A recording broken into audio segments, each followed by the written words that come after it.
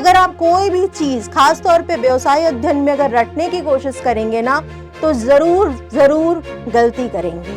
Chapter wise लिखते जाओ, notes बनाते जाओ, क्वेश्चंस करते जाओ। तो किताब का सहारा जरूर लो हेडिंग्स लिखने के लिए, लेकिन हेडिंग के अंदर की जो चीजें हैं वो आपको समझ करके खुद के शब्दों में लिखनी है। जब आप डायग्राम से चीजों को समझाते हैं ना तो आपका एग्जामिनर सिर्फ ये चीज देख करके ही आपको क्या करेगा, फुल मार्क्स दे देगा। बुक की लैंग्वेज में, किताबों में जो लिखा है अगर वो लिख करके चले आओगे ना तो फिर उतने से काम नहीं बनेगा। हेलो मेरे प्यारे बच्चों, मैं हूं आपकी अपनी सौम्या मैम।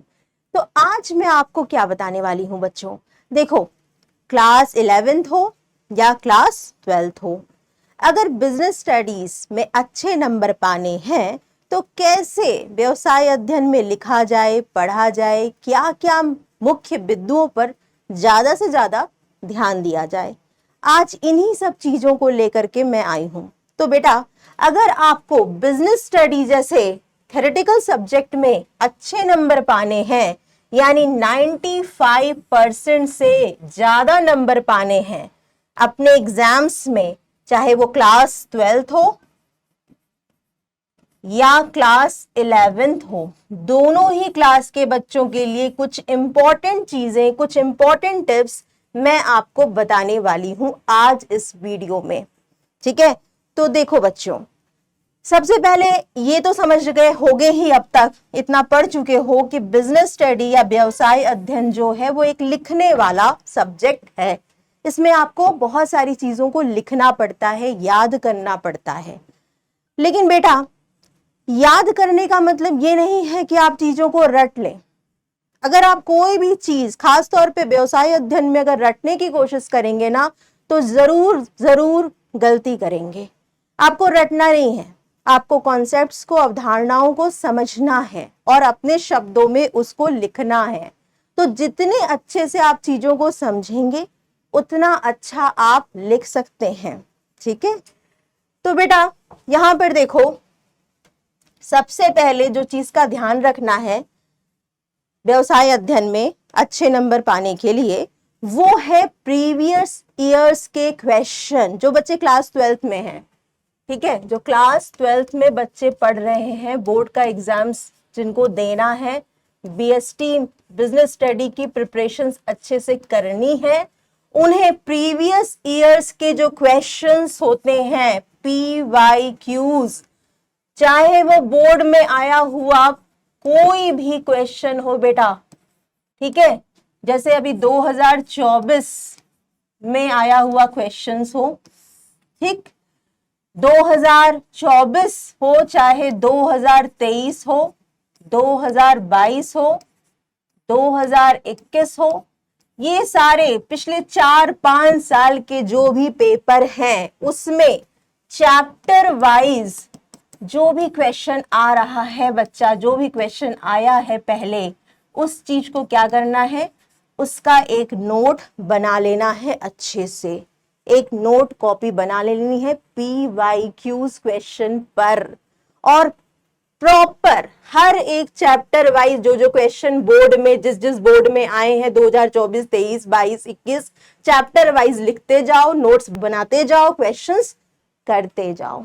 ठीक है, इससे क्या होगा, आपकी तैयारी बहुत ज्यादा मजबूत होगी। और मेरी गारंटी है, कई सालों का अनुभव से आपको बता रही हूं कि स्टेट बोर्ड के बच्चे, CBSE बोर्ड के बच्चे, किसी भी बोर्ड के बच्चे हों, उनके लिए पिछले साल के क्वेश्चन पेपर से काफी क्वेश्चंस आते हैं। अगर 4 या 5 साल के क्वेश्चंस आपने अच्छे से देख लिए हैं, पेपर आपने लगा लिया है, तो मान के चलिए कि 50% तो ये मान के चलिए कि इसी में से 5-6 सालों के क्वेश्चन पेपर में से ही पेपर आएगा बन करके।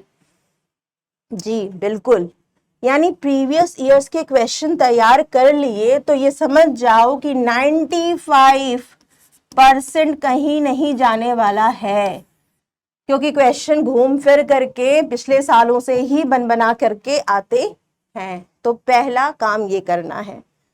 अब दूसरा क्या करें भाई, क्योंकि नंबर पाना है और हमें क्या करना होगा, नोट्स बनाना होगा। नोट्स प्रिपेयर करना बहुत जरूरी है बच्चा लोग। और नोट्स भी कैसा, क्या किताबों वाला नोट्स या जो नोट्स आप लोगों को आपके स्कूल्स में या कोचिंग्स में मिल रहा है वो नोट्स, या पूरी किताब ही एक नोट्स बना ली? नहीं, आपको क्या करना है, अपने शब्दों में जो कुछ बच्चा लोग आप लोग सीखे हो, ठीक है, जो भी आपने पढ़ाई की है, ठीक, उसको अपने शब्दों में क्या करो, लिखो। अपने शब्दों में जितना लिखोगे ना और लिख करके जो कॉपी बनाओगे ना, वो तुम्हारी मजबूत पढ़ाई होगी, चीजें भूलेंगी नहीं और तुम अच्छे से अपने ही शब्दों में क्वेश्चंस आंसर्स जो भी अवधारणाएं हैं उनको लिख पाओगे। तो किताब का सहारा जरूर लो हेडिंग्स लिखने के लिए, लेकिन हेडिंग के अंदर की जो चीजें हैं वो आपको समझ करके खुद के शब्दों में लिखनी है। क्योंकि अगर आपने हेडिंग लिख ली ना बच्चा, अगर आपने अच्छे से हेडिंग्स लिख ली है, याद कर ली है, तो फिर इसके अंदर का मटेरियल जो भी है ना उसको तुम अपने शब्दों में लिख सकते हो, ठीक है। और ये नोट कॉपी आपकी बड़ी नीट एंड क्लीन, साफ सुथरी होनी चाहिए, आपके सब्जेक्ट आपके चैप्टर से रिलेटेड होनी चाहिए। और इसी नोट कॉपी में चाहो तो हर चैप्टर से क्वेश्चंस को भी लिखते जाओ और उसके आंसर्स को भी लिखते जाओ, ठीक। तो ये चीज बहुत इंपॉर्टेंट होती है, क्योंकि एग्जाम्स का जब समय आता है ना तो हमारे पास इतना टाइम नहीं होता है कि हम सारी किताब को फिर से एकदम देखें। सारी किताब को अगर आप देखोगे ना तो फिर आप क्या हो जाओगे, भ्रमित हो जाओगे, कंफ्यूज हो जाते हो। और जब आप अपने बनाए हुए नोट्स कॉपी को उठाते हो और उसमें से पढ़ाई करते हो ना, तो आपका रिवीजन जो होता है ना बड़ा आसान सा हो जाता है। एक बार करके देखना। इसके बाद क्या करना है, लिखते समय भाई लिखने वाली चीज है तो नंबर तो लिखने से ही मिलेंगे ना, और हमें टारगेट क्या लेना है, 95% से ज्यादा नंबर पाना है बिजनेस में। तो जब भी आप कोई भी अवधारणा लिखते हैं, कोई भी कॉन्सेप्ट बता रहे होते हैं, और अगर उस कॉन्सेप्ट में कुछ ऐसी चीजें हैं जिसको आप डायग्राम या फ्लो चार्ट की मदद से बताएं तो बहुत अच्छा। जैसे यहां पर क्लास 12th का एक कॉन्सेप्ट है, कौन सा कॉन्सेप्ट है भाई, क्लास 12th में यहां पर डिवीजन ऑफ वर्क, कार्य विभाजन सिद्धांत, जो कि हेनरी फ्यूल ने दिया है। अब इस कार्य विभाजन सिद्धांत को लिखने के बाद अगर इसी सिद्धांत में तुम ये डायग्राम बना दोगे ना, यहां पर एक डायग्राम, जैसे कि देखो बच्चा, जैसे मान लो डिवीजन ऑफ वर्क दिखा रहे हैं, तो यहां पर हमने एक पर्सन बना दिया, ठीक। इस पर्सन को फिर हमने क्या कर दिया, डिवाइड कर दिया, इसके अंडर 3 लोग काम कर रहे हैं। फर्दर, ठीक, इन 3 लोगों को उसने क्या किया है, अपना वर्क जो है वो बांटा है, डिवाइड किया है। तो यहां पर डिवीजन ऑफ वर्क के कॉन्सेप्ट्स को, अवधारणा को दिखाया जा रहा है। जैसे इस व्यक्ति ने अपने कार्यों और उस कार्य को करने के लिए कुछ अधिकारों को अपने से अधीनस्थ कर्मचारियों में, जो कि 3 हैं, उनको बांट दिया है, ठीक है। फिर यहां पर क्या कह रहे हैं कि ये जो 3 कर्मचारी हैं, इन्होंने अपने कार्य से संबंधित कार्यों को इकाइयां बना करके फिर से अपने अधीन जो लोग काम कर रहे हैं उनको फिर से बांट दिया है। इसी प्रकार इसने भी किया है, इसने भी वर्क को या कार्य को 3 लोगों में बांटा है, और सेम चीज ये भी कर रहे हैं। तो यहाँ पर क्या हो रहा है, व्यापक तरीके से कार्य विभाजन के माध्यम से कार्य किसी संगठन में किया जा रहा है। तो जब भी कोई अवधारणा आपको ऐसे लगे जिसको आप बहुत अच्छे से समझाने के लिए क्या कर सकते हैं, डायग्राम का प्रयोग कर सकते हैं। और जब आप डायग्राम से चीजों को समझाते हैं ना, तो आपका एग्जामिनर सिर्फ ये चीज देख करके ही आपको क्या करेगा, फुल मार्क्स दे देगा, अच्छे नंबर आपको मिल जाएंगे। तो लिखने से, लिखना तो है ही, लिखने में अगर तुम लोग मेन पॉइंट हेडिंग को याद करके प्रॉपर 2-4 लाइन में उसको समझा करके लिख करके फिर इस तरह का अगर डायग्राम बनाते हो 10 नंबर के क्वेश्चंस के लिए, तो क्या मिलेगा भाई, तो मिलेगा तुम्हें 10 में 10 नंबर पूरा का पूरा, क्योंकि डायग्राम पे बहुत ज्यादा नंबर मिलते हैं। डायग्राम बनाना भी कैसे है, पेंसिल्स का यूज करके। डायग्राम बनाते समय ध्यान रखना है कि हम लोगों को पेंसिल का यूज करेंगे। पेन से डायग्राम बनाओगे ना तो गलत हो जाएगा, फिर इरेजर यूज करोगे, वो सब चीज नहीं करनी है। पेंसिल से नीट एंड क्लीन डायग्राम बनाओ, उसको अंडरलाइन करो, अच्छे से दिखाओ और उसके बाद फिर तुम्हारा नंबर पक्का है। फिर क्या करना है भाई, देखिए बिजनेस है, बहुत सारी चीजें क्या है हमारे रोजमर्रा के जीवन से संबंधित होती हैं जो हम लोग पढ़ते हैं इस सब्जेक्ट में। तो हम चीजों को क्या करें, सिर्फ से बुक की लैंग्वेज में, किताबों में जो लिखा है अगर वो लिख करके चले आओगे ना तो फिर उतने से काम नहीं बनेगा। अच्छे नंबर पाने हैं तो हमें क्या करना पड़ेगा, हमें ये करना पड़ेगा कि हम जब भी कोई भी अवधारणा बता रहे हैं, जैसे प्रबंध बता रहे हैं या व्यवसाय के बारे में बता रहे हैं, तो एक उदाहरण दे दो। व्यवसाय क्या है भाई, व्यवसाय एक आर्थिक क्रिया है जिसमें वस्तुओं और सेवाओं का उत्पादन और वितरण, क्रय और विक्रय किया जाता है दैनिक आधार पर, और इसका मुख्य उद्देश्य लाभ कमाना होता है, इसमें जोखिम निहित होता है।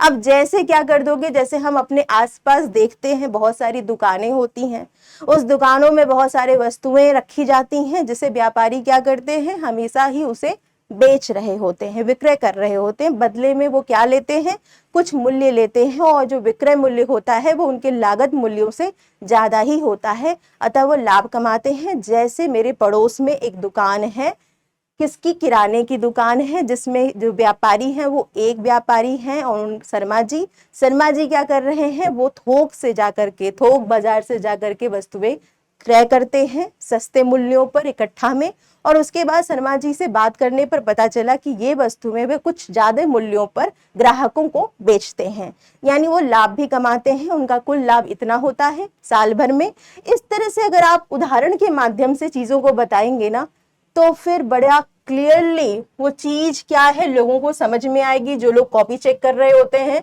और उन्हें अच्छा लगता है कि बच्चे का जो कॉन्सेप्ट है वो पूरा क्लियर है। तो उदाहरण देना है बेटा, उदाहरण अगर दोगे ना तो नंबर जो है वो ज्यादा मिलेंगे और 95 वाला जो टारगेट है ना वो पूरा हो पाएगा। खास तौर पे व्यवसाय अध्ययन जैसे सब्जेक्ट में हमें चीजों को लिखने के लिए दैनिक जीवन से उसको जोड़ देना चाहिए। जो भी चीजें समझना हो, चाहे उसको अच्छे से लिखना हो, नंबर पाना हो ज्यादा, तो सिर्फ कॉन्सेप्ट्स में जितना आसान से शब्दों में लिख करके उदाहरण के द्वारा व्याख्या कर दोगे ना तो नंबर बहुत ज्यादा मिलने वाले हैं। जैसे आपने कॉन्सेप्ट लिख लिया, इस पॉइंट के बाद इतना आपने हेडिंग लिख करके, मुख्य बिंदु लिख करके, जैसे मुख्य बिंदु आपने लिखा और उसके बाद क्या किया भाई, मुख्य बिंदु लिखने के बाद आपने ये सारे पॉइंट्स लिख लिए, पॉइंट वाइज लिखा आपने, ठीक। ये हेडिंग, ये विशेषताएं थी, चार विशेषताएं थी किसी भी, मान लीजिए आपकी प्रबंध के जो 4 विशेषताएं हैं वो आपने 4 विशेषताएं मान लीजिए लिख लिया, 4 नंबर का क्वेश्चन था, ठीक। इसके बाद लिखने के बाद हर एक विशेषता पे अगर आप मान लीजिए कि क्वेश्चन का नंबर 4 ना लेकर के 6 नंबर है, तो फिर क्या करेंगे, हर एक विशेषता के लिए एक उदाहरण देते जाएंगे हर एक विशेषता के लिए, और आपको नंबर ज्यादा मिलते जाएंगे। तो बेटा अगर ये बेसिक कुछ चीजें, कुछ पॉइंट्स आप ध्यान में रखोगे ना तो 95 कहीं नहीं जाने वाले, बिल्कुल मिलने वाले हैं। हाँ, थ्योरी में मिलने वाले हैं, लिखने वाले सब्जेक्ट में मिलने वाले, लिखने की कला बस सीखनी है, पॉइंट्स में लिखना है, चीजों को क्या करना है, टू द पॉइंट लिखना है। हेडिंग जो है वो हमेशा याद रहनी चाहिए, हेडिंग जो होनी चाहिए वो आपको लर्न करनी चाहिए, याद कर लीजिए, ठीक है, याद कीजिए हेडिंग्स को, और हेडिंग के अंदर जो चीजें आती हैं उनको तो आप अपने शब्दों में लिख सकते हैं, ठीक है, और फिर उसके बाद उदाहरण के माध्यम से एकदम स्पष्ट कर सकते हैं अवधारणाओं को, ठीक। उसके बाद क्या करना है भाई, हम लोगों को डायग्राम यूज करना है, डायग्राम बहुत जरूरी होता है अगर चीजों में ज्यादा नंबर पाना है तो इस तरह से आप व्यवसाय अध्ययन पढ़िए, समझिए, रटिए मत, और इस प्रकार से लिखिए ताकि आपके नंबर जो है वो ज्यादा से ज्यादा मिल सकें।